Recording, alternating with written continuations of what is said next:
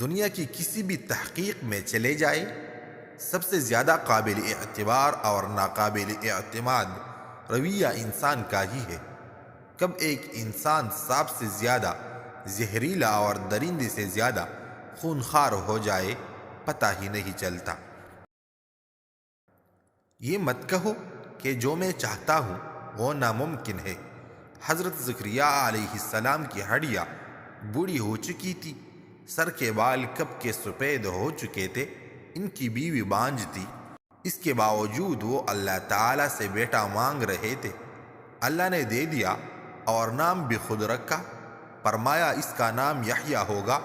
وہ سب کچھ کر سکتا ہے، ہر وقت کر سکتا ہے۔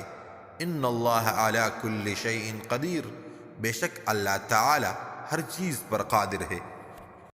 دوست کو پتھر سمجھ کر ٹوکر نہ مارو، بلکہ اسے تراش کر دیکھو، شاید ہیرے سے زیادہ انمول ہو۔ لوہا کبھی خراب نہیں ہوتا، وہ ہمیشہ اپنی ہی زنگ سے برباد ہوتا ہے۔ اسی طرح انسان کو کوئی برباد نہیں کر سکتا، اس کی سوچ اور دوسرے سے امیدیں ہی اسے برباد کر دیتی ہے۔ کوشش کرنا مت چھوڑو، یقین رکھنا مت چھوڑو، کبھی ہمت مت ہارو، تمہارا دن بھی آئے گا انشاءاللہ۔